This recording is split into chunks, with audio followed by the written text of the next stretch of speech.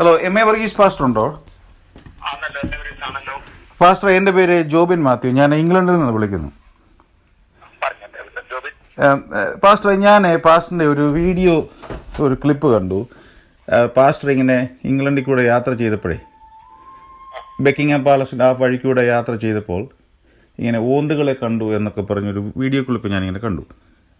അങ്ങനെ ഒരു video clip ഞാൻ പറഞ്ഞിട്ടില്ല. കണ്ടു എന്ന് പറഞ്ഞിട്ടില്ല, ഉണ്ടെന്ന് പറഞ്ഞിട്ടുണ്ട്. ഉണ്ട്, ഓക്കെ, ഉണ്ടെന്ന് പറഞ്ഞു. പിന്നെ ആ ഒരു ക്ലിപ്പ് ഞാൻ പാസ്റ്ററോട് പറയാം. ഞാൻ ഒരു പാസ്റ്ററിൻ്റെ മകനാണ്. ഞാൻ ബക്കിംഗ്ഹാം പാലസിൽ ജോലി ചെയ്യുന്നൊരു വ്യക്തിയാണ്. ഞാൻ അവിടെ സ്ഥിരമായിട്ട് അവിടെ ഹോട്ടലുകളിലൊക്കെ താമസിക്കുന്ന ഒരു വ്യക്തിയാണ്. അപ്പം ഞാൻ ഇതുവരെയായിട്ടും അങ്ങനെ ഒരു സംഭവം അവിടെ നോട്ടീസ് ചെയ്തില്ല. ഞാൻ ഈ വിവരം അന്വേഷിച്ചു. അവിടെ ഓഫീസേഴ്സിനോടൊക്കെ അന്വേഷിച്ചപ്പോൾ അവർക്കൊന്നും അങ്ങനെ ഒരു സംഭവം അറിയത്തേയില്ല. ഓക്കെ, തന്നെയുമല്ല, അതിനകത്ത് വേറൊരു സ്റ്റേറ്റ്മെൻറ്റ് പറയുന്നത് രാത്രി 11 മണിക്ക് ശേഷം രാജാവ് ആ സീറ്റിൽ കാണത്തില്ല എന്ന് പറയുന്നു. രാജാവ് സ്റ്റേറ്റ് കാണത്തില്ലെന്ന് പറഞ്ഞിട്ടില്ല, നമ്മളെ നടക്കാൻ അനുവദിക്കത്തില്ലെന്നേ പറഞ്ഞിട്ടുള്ളൂ. രാജാവ് സ്റ്റേറ്റ് കാണത്തില്ലെന്ന് പറഞ്ഞിട്ടില്ല, നമ്മളെ നടക്കാൻ അനുവദിക്കത്തില്ലെന്നേ പറഞ്ഞിട്ടുള്ളൂ. ബക്കിംഗ്ഹാം കൊട്ടാരത്തിൽ ഒരു വിവാഹം നടക്കുകയും വിവാഹം കഴിഞ്ഞ പെൺകുട്ടി കൊട്ടാരത്തിൽ വരികയും ചില ദിവസങ്ങൾക്കോ ആഴ്ചകൾക്കോ ശേഷം നമുക്കിവിടം വേണ്ട എന്ന് പറഞ്ഞ് ആ പെണ്ണ് ജീവനും കൊണ്ട് സ്ഥലം വിടുകയും ചെയ്ത ചരിത്രം ലോകം മുഴുവനും അറിയാവുന്നതാണ്. പക്ഷേ അവൾ പറഞ്ഞ ചില പ്രസ്താവനകൾ ബ്രിട്ടീഷ് ഏരിയയിൽ നിലവിലുണ്ട്.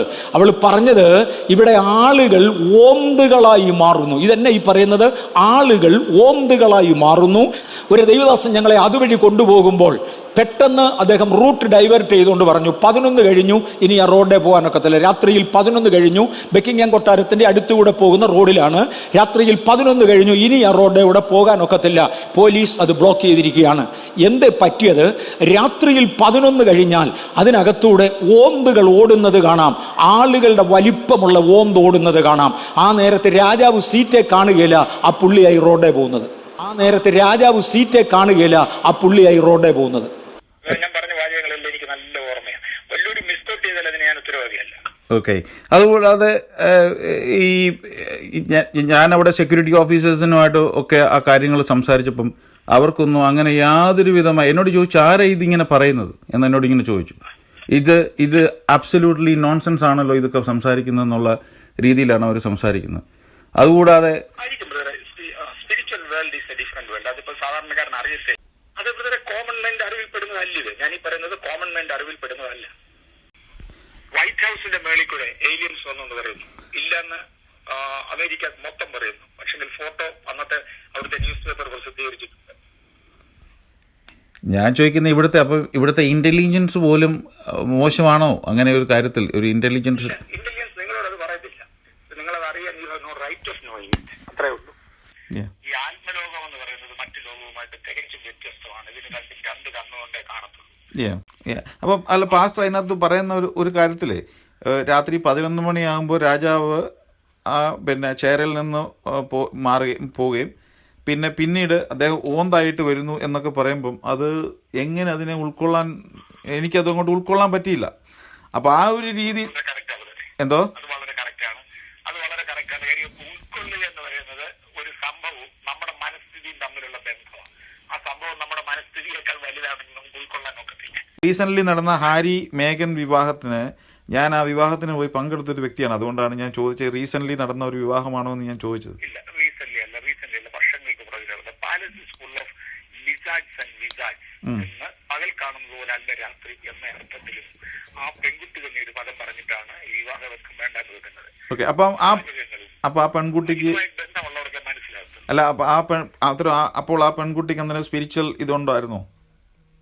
ഇല്ല, അവൾ അക്ഷരീയ കണ്ണുകൊണ്ട് കാണുകയില്ലേ. അവളെ കൊട്ടാരത്തിന്റെ അടുത്ത് താമസിക്കുകയല്ലേ. നമ്മൾ ജോലി ചെയ്യുന്ന പോലല്ലോ അവിടെ ഒരാൾ താമസിക്കുന്നത്. അപ്പം നമ്മളതിന്റെ മെമ്പറാണ്.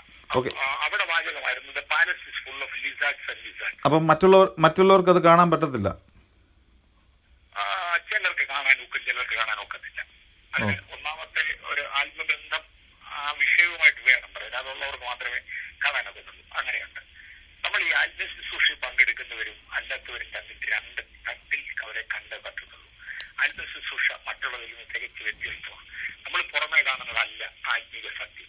അതിനേക്കാൾ ഭയങ്കര മാത്രമേ ആത്മീയമായി എനിക്ക് ഉൾക്കൊള്ളാൻ പറ്റത്തുള്ളൂ, മറ്റുള്ളവർക്ക് ഉൾക്കൊള്ളാൻ പറ്റത്തില്ല. എൻ്റെ ഫാദറും എൻ്റെ ഫാദറിൻലോയും ഒക്കെ പാസ്റ്റർമാരായിരുന്നു.